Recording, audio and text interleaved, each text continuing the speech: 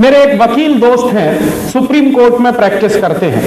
मैंने उनसे पूछा कि भारत में ब्रिटेन की महारानी आए और उसको बिना वीजा के भारत में घुसने की परमिशन मिले, इस बात की कोई लीगल वैलिडिटी है क्या? तो उस वकील ने मुझे कहा कि हां राजीव भाई, इस बात की पूरी लीगल वैलिडिटी है कि ब्रिटेन की रानी को भारत में आने के लिए वीजा लेने की जरूरत नहीं है। तो मैंने उन वकील से कहा कि यह सिर्फ एक स्थिति में होता है, ऐसी लीगल वैलिडिटी एक ही स्थिति में होती है।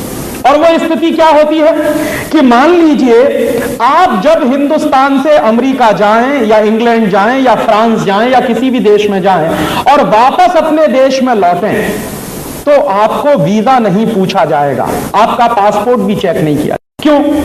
क्योंकि आप अपने ही देश में वापस लौट रहे हैं। तो आप जिस देश के नागरिक हैं, उसी देश में जब आप वापस लौटते हैं तो आपको ना तो वीजा पूछा जाता है ना पासपोर्ट पूछा जाता है। तो मैंने मेरे वकील दोस्त से कहा कि ब्रिटेन की रानी को अगर वीजा नहीं पूछा गया, पासपोर्ट नहीं पूछा गया, तो मैं ये मानूं क्या कि ब्रिटेन की महारानी हिंदुस्तान की नागरिक है? तो उन्होंने कहा कि हां ऐसा है। तो मेरे तो होश उड़ गए। मैंने कहा आप क्या कह रहे हैं? उन्होंने कहा मैं बिल्कुल ठीक कह रहा हूं। तो मैंने कहा कि अगर ब्रिटेन की महारानी हिंदुस्तान की नागरिक है और इस बात की लीगल वैलिडिटी है, तो हमारी आजादी का मतलब क्या है? हम अभी तक जितने लोगों के विचारों को सुने, उसमें संविधान की समस्याओं की जड़ पर किसी की उंगली अभी तक नहीं गई। हम संविधान की समस्या की जड़ को थोड़ा सा कुरेदेंगे, क्योंकि समस्या संविधान में नहीं है। संविधान जहां से निकल के आया है, समस्या वहां पे। सबसे पहले यह देखिए कि संविधान बना किन परिस्थितियों में। द्वितीय विश्व युद्ध हो चुका था, ब्रिटेन पूरी तरह तबाह हो चुका था। नेताजी सुभाष चंद्र बोस ने आजाद हिंद सरकार का गठन कर लिया था, सेना का नहीं, आजाद हिंद सरकार का गठन कर लिया था, और उस सरकार को विश्व के 11 देशों ने मान्यता दे दी थी। आजाद हिंद सरकार ने एक अपना बैंक स्थापित कर दिया था, जिसने आजाद हिंद सरकार की मुद्राएं प्रकाशित करना शुरू कर दी थी। 40,000 लोगों को उन्होंने अपनी आजाद हिंद फौज में भर्ती कर लिया था, और मोइरांग से इंफाल तक उन्होंने अपना कब्जा कर लिया था। यह परिस्थिति थी हमारे देश की। बंगाल का हर इंसान नेताजी सुभाष चंद्र बोस के स्वागत के लिए अपने दरवाजे पर हथियार लेके खड़ा था कि नेताजी की फौज आ जाए और मैं उसके साथ हिंदुस्तान के अंदर से अंग्रेजों को भगाने के लिए निकल पड़ूंगा। यह परिस्थिति थी हमारे देश की। हमारे देश के अंदर फरवरी 1946 में नौसेना ने विद्रोह कर दिया था। अंग्रेज परस्ती से इंकार कर दिया था नौसेना ने। अप्रैल 1946 में ब्रिटिश इंडिया की पुलिस ने हड़ताल कर दी थी।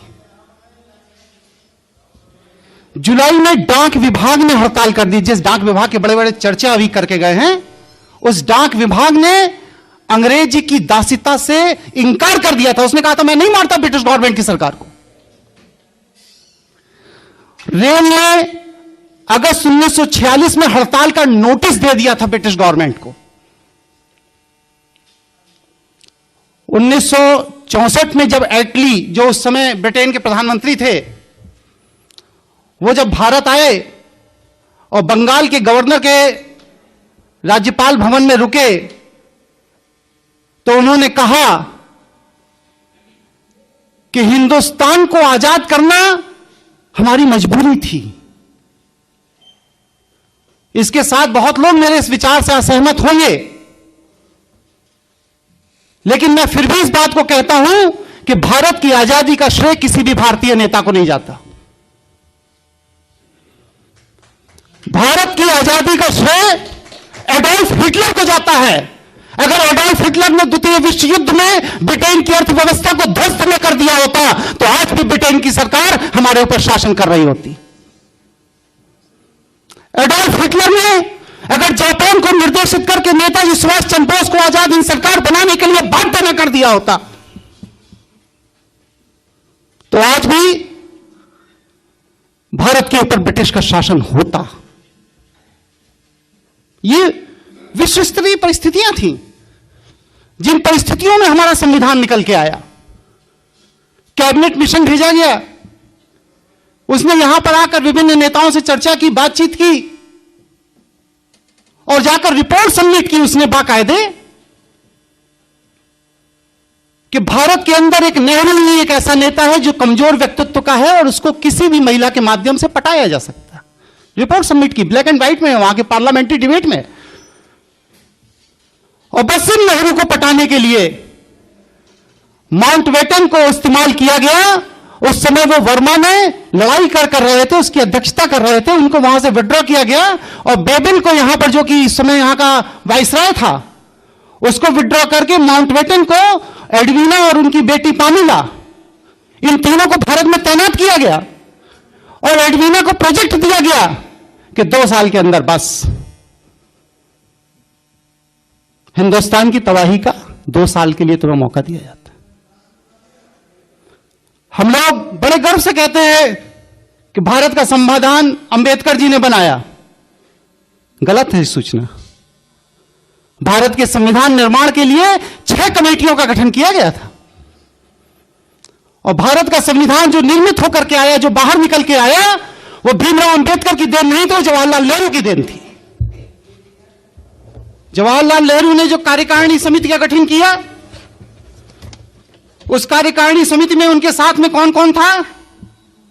आसफ अली, के.एम. मुंशी, के.टी. शाह, के. शांताराम, हुमायूं कबीर, डी.आर. गाडगिल। इन 7 लोगों ने मिलकर के भारत के संविधान के प्रारूप को रचा था। डिबेट हो जाने के बाद अंबेडकर को दिया गया कि अब इसका फाइनल शेप आप बनाओगे। और जवाहरलाल नेहरू को अपनी योग्यता पर विश्वास नहीं था। वो इस संविधान का प्रारूप एक ब्रिटिश विद्वान सर इवोर जेनिंग के माध्यम से तैयार कराना चाहते थे, लेकिन गांधी के विरोध पर उन्होंने इस संविधान को अपनी इस कमेटी के माध्यम से गठित किया और मिस्टर बी.एन. राव ने 27 अक्टूबर 1947 को भारत के संविधान का प्रारंभिक प्रारूप रखा, जिसके अंदर 443 अनुच्छेद थे और 13 अनुसूचियां थी। बात को इसी पर डिबेट हुई। हमारे यहां से कहा गया है साहब भारत के संविधान में विश्व के बड़े बड़े देशों से बड़ी बड़ी चीजें ले ली गई।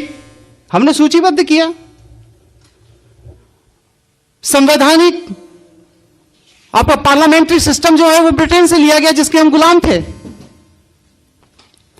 मौलिक अधिकार, संविधान की सर्वोच्चता, संघवाद में उपराष्ट्रपति, वित्तीय आपदा, ये सब हमने अमेरिका के संविधान से लिया। अमेरिका का संविधान क्या है? ब्रिटिशर्स जिन्होंने जाकर के वहां से इनको फ्रांसीसी स्पेनिश को भगा दिया था और यूरोपियों ने जाकर के वहां कब्जा कर लिया था। यह ब्रिटेन का ही तो उपनिवेश था अमेरिका। ब्रिटिश मानसिकता के लोगों ने ही तो स्पेनिश को अमेरिका से भगा करके वहां पर कब्जा कर लिया। अमेरिका का वास्तविक मूल निवासी जो रेड इंडियन था वो आज अमेरिका में नहीं है। तीसरा, कनाडा ब्रिटिश उपनिवेश। चौथा, आयरलैंड ब्रिटिश उपनिवेश। ऑस्ट्रेलिया ब्रिटिश उपनिवेश। पश्चिम जर्मन ब्रिटिश उपनिवेश। हमने कब बाहर से ले लिया? हमने सब कुछ वहीं से लिया जैसा ब्रिटिश की सरकार चाहती थी। रही भारत के संविधान के अंदर की बात, तो मैं ये पूछता हूं संविधान की दुहाई देने वालों से कि भारत के संविधान में भारत को राष्ट्र कहकर के कहां संबोधित किया गया है, वो हमें आर्टिकल बताने का कृपा करें। 395 अनुच्छेद जो बढ़ के अब 444 अनुच्छेद हो गए, लेकिन इन 444 अनुच्छेदों में भी भारत को अभी भी राज्य का स्तर दिया गया। नहीं देने वाले अभी पहले यही तय करें कि भारत के संविधान में भारत को राष्ट्र कह के क्यों नहीं संबोधित किया गया। इसका सीधा साधा जवाब जो मैं समझता हूं कि आज भी भारत ब्रिटिश कॉमनवेल्थ के दायरे में ब्रिटिश का उपनिवेश है। इसीलिए आज हम जापान में एम्बेसडर पोस्ट करते हैं, चाइना में एम्बेसडर पोस्ट करते हैं, रशिया में एम्बेसडर पोस्ट करते हैं, लेकिन ब्रिटेन में हाई कमिश्नर पोस्ट करते हैं। हम श्रीलंका में हाई कमिश्नर पोस्ट करते हैं। पाकिस्तान में जितनी कॉमनवेल्थ कंट्रीज हैं उनमें हिंदुस्तान का उच्चायुक्त पोस्ट किया जाता है, एम्बेसडर राजदूत नहीं पोस्ट किया जाता, क्योंकि हम ब्रिटिश के उपनिवेश हैं still today. General clauses act का सेक्शन 3 सब क्लॉज 6 देखिए, उसमें साफ साफ लिखा है भारत के अंदर जहां भी केंद्रीय सरकार के कानून लागू होंगे वो सब ब्रिटिश उपनिवेश के अंतर्गत माना जाएगा। साफ साफ लिखा है। स्टिल टुडे आज की जो आपकी नागरिकता अधिनियम है उसमें देखिए सेक्शन 10 सेक्शन 11, आप तो महारथी हैं पांडे जी इसके, उसमें साफ साफ लिखा है कि कॉमनवेल्थ कंट्री का कोई भी नागरिक उस नागरिकता के आधार पर भारत का के अंदर कॉमनवेल्थ कंट्री की नागरिकता रखता है। आज तक हमारे भारत के संविधान में नागरिक शब्द को ही डिफाइन नहीं किया गया। नागरिक शब्द की ही डेफिनेशन हमारे कॉन्स्टिट्यूशन में नहीं है। अभी दीक्षित जी चर्चा करके गए, हम भारत के लोग, हम भारत के लोग। अरे कॉन्स्टिट्यूशन के अंदर इटसेल्फ लिखा हुआ है कि this constitution is established as by law, not by the Indian people. हमने बस सिर्फ इस संविधान को अंगीकृत किया है, आत्मसात किया है। जैसा मेरे ऊपर थोप दिया गया हमने स्वीकार कर लिया। और उसको स्वीकार करने वाले वो कौन से लोग थे? ये वो लोग थे जो ब्रिटिश परस्त थे। इन लोगों को हिंदुस्तान के आम आवाम ने कभी भी इस संविधान को स्वीकार करने का कोई अधिकार नहीं दिया था। मैं पूछता हूं कि एक संविधान बनाकर मैं ले आऊं और कहूं भारत में लागू कर दिया जाए तो क्या मेरे कहने से लागू हो जाएगा? नहीं लागू होगा। उस संविधान के पीछे एक लीगल फोर्स होना चाहिए, विधि की शक्ति होना चाहिए उस संविधान के पीछे, तब वह संविधान हमारे देश में लागू होगा। और भारत के संविधान के पीछे कौन सी विधि की शक्ति थी? वह लीगल फोर्स कहां है उस भारत के संविधान का?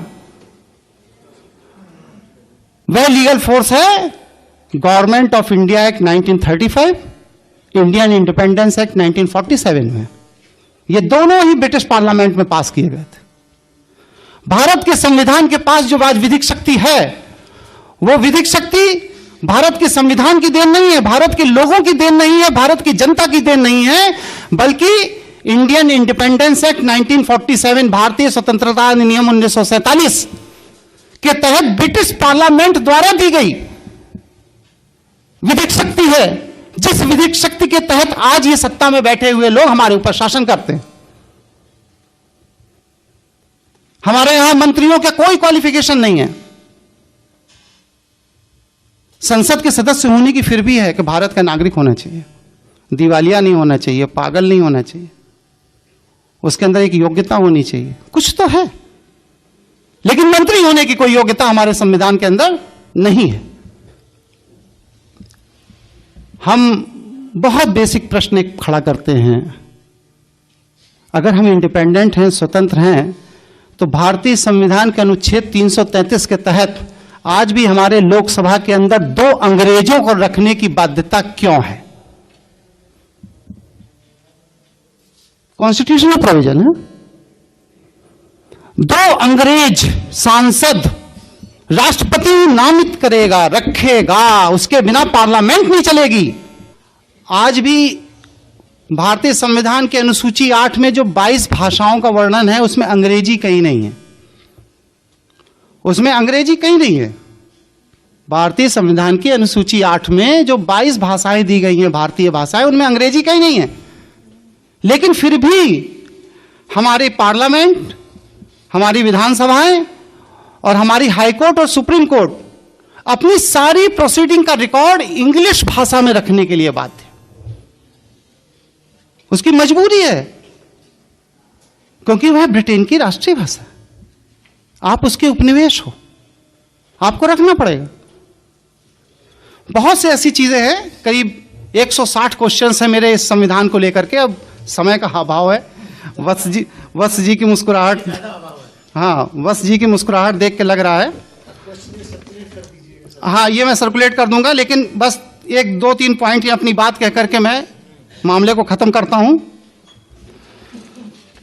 मैं ये संविधान विशेषज्ञों के सामने ये जानना चाहता हूं कि हमारा देश संविधान से चलता है या संवैधानिक विधि से चलता है। ये चीज क्लियर होनी चाहिए, क्योंकि संविधान के अंदर बहुत सी ऐसी चीजें नहीं हैं जो हमारे देश की सरकार को चला रही है। जैसे मंत्री का त्याग पत्र। संविधान विदों से मैं ये जानना चाहता हूं कि भारतीय संविधान के किस अनुच्छेद में मंत्री को त्याग पत्र देने का अधिकार है। जैसे कि बिना सदन की सदस्यता के प्रधानमंत्री बना देना, किस अनुच्छेद में यह अधिकार। जैसे कि मंत्री का सदन के अंदर बैठकर मत देना,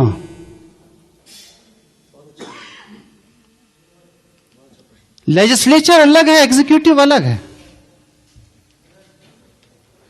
इसकी खिचड़ी कैसे बना दी जाती है। कॉन्स्टिट्यूशन में कहां प्रोविजन है कि मंत्री सदन के अंदर बैठ करके सांसदों के साथ मत देगा और बिल पास कर देगा। जैसे कि न्यायमूर्ति और न्यायाधिपतियों की नियुक्तियों में लॉ मिनिस्टर का हस्तक्षेप। जब जुडिशरी इंडिपेंडेंट है, राष्ट्रपति और सीजीआई मिलकर के न्यायाधीशों की नियुक्ति कर रहे हैं, कॉन्स्टिट्यूशन में क्लियर कट प्रोविजन है, तो प्राइम मिनिस्टर हाउस और लॉ मिनिस्टर हाउस फाइल जाने और उनकी अप्रूवल की क्या जरूरत पड़ती है। इसका मतलब है कि आप कार्यपालिका के अधीन न्यायपालिका को रखना चाहते हैं। उप प्रधानमंत्री 2 बार हुए हमारे यहां। कॉन्स्टिट्यूशन में कहां व्यवस्था है भाई कि उप प्रधानमंत्री का पद होगा और उसके लिए भी आदमी रखा जा सकता है। राजनीतिक दलों के गठन की व्यवस्था हमारे संविधान में कहां है। जो कांग्रेस बन गई, बीजेपी बन गई, बसपा बन गई, सपा बन गई, ये बन गई, वो बन गई, किस आर्टिकल के तहत। हमारे कॉन्स्टिट्यूशन के निर्माताओं ने, निर्माण करने वालों ने तो राजनीतिक दलों के गठन की कभी कोई बात ही नहीं सोची थी। और उससे बड़ी बात क्या, नेता विरोधी दल संविधान में कहां है भाई। नेता विरोधी दल, अल्पमत पे सरकार को गिरा देना, कॉन्स्टिट्यूशन में कहां प्रोविजन है कि अल्पमत बहुमत वाली सरकार बनाएगा और उसके लिए इलेक्शंस होंगे और फिर इसके बाद अलग अल्पमत हो जाता है तो एक वोट के अभाव में टिकट सरकार गिरा दी जाएगी। कॉन्स्टिट्यूशन में कहां प्रोविजंस हैं ये सब।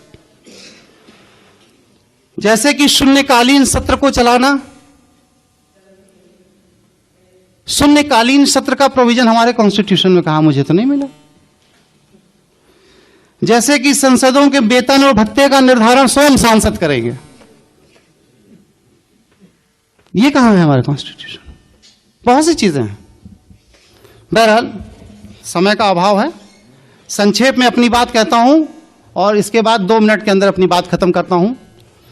1885 के गदर के बाद W.H. व्यूम ने एक 1600 पन्ने की एक थीसिस सबमिट की थी, जिसमें उन्होंने ये बात कही थी कि भारत के अंदर दोबारा क्रांति ना हो, इसके लिए मैं कुछ फार्मूले दे रहा हूं। पहला फार्मूला तो यह है कि सारे ब्रिटिश मानसिकता के लोगों को एक मंच पे लाके खड़ा कर लिया जाए और वह मंच राजनीतिक मंच हो, और उसी राजनीतिक मंच के तहत ब्रिटिश मानसिकता के लोगों को एक मंच पे लाने के लिए जिस पार्टी का गठन किया गया उसे भारतीय राष्ट्रीय कांग्रेस पार्टी कहा जाता है, जो आज कांग्रेस है। दूसरी बात, भारतीयों को बांटने के लिए धर्म, भाषा, क्षेत्र, जमींदार और किसान, पूंजीपति और श्रमिक, अमीर और गरीब, शिक्षित और अशिक्षित, हरिजन और सवर्ण, के नाम पर समाज को बांट दो, इतने टुकड़े कर दो इसके कि ये कभी यूनाइट ना हो पाए, और जब ये यूनाइट नहीं होंगे तो क्रांति नहीं होगी, हमारा शासन चलता रहे। आज हमारी सरकार उसी पैटर्न पे चल रही है, उसी तरीके से चल रही है। और जहां तक भारतीय नागरिकता अधिनियम में अभी लेटेस्ट अमेंडमेंट आ गया है, for your kind information mister Pandey ji, कि 26 जनवरी 1950 से लेकर के 30 दिसंबर 1990 तक जो भी व्यक्ति विश्व में कहीं भी पैदा हुआ हो, अगर उसके माँ या बाप भारतीय नागरिकता प्राप्त है तो वह आदमी ऑटोमेटिक भारत का नागरिक हो जाएगा।